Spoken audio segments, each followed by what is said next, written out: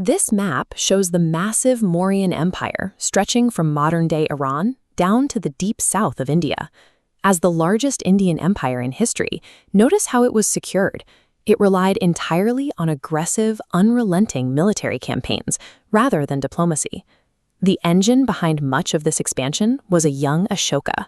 Long before he was an emperor, he built a reputation as a merciless military tactician, known for crushing regional rebellions in Taxila and Ujjain.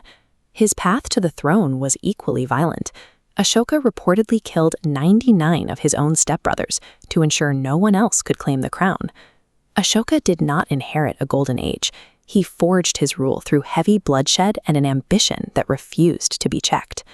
By 261 BC, the 8th year of his reign, Ashoka possessed almost the entire subcontinent.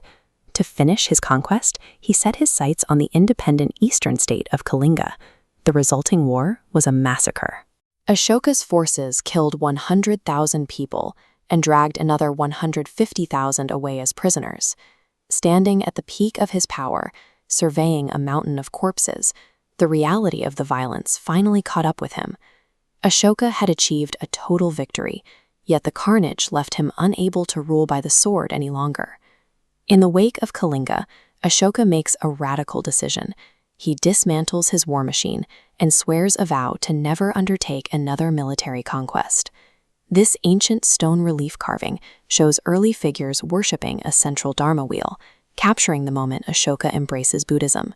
He takes these teachings and reforms his entire administration around its core principles. He immediately drafted sweeping legislative changes.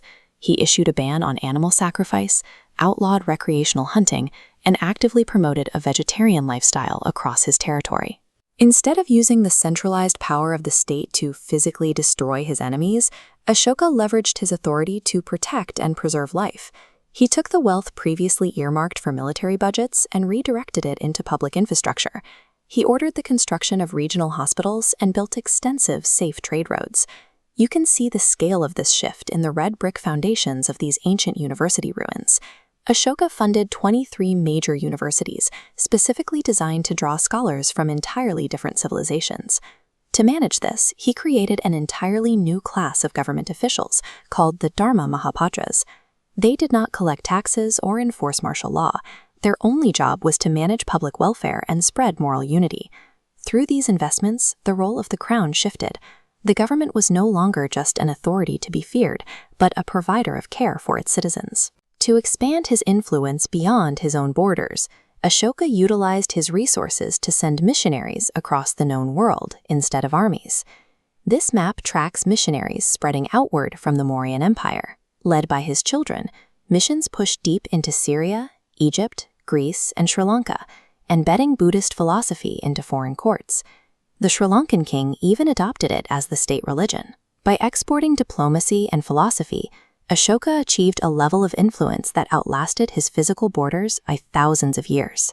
This deeply carved Brahmi script was Ashoka's strategy to ensure his worldview survived him. He ordered 33 edicts carved into stone pillars across the subcontinent.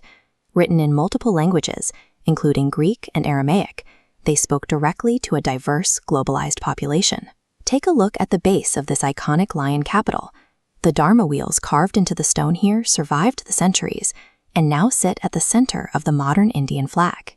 History is filled with warlords who built massive empires.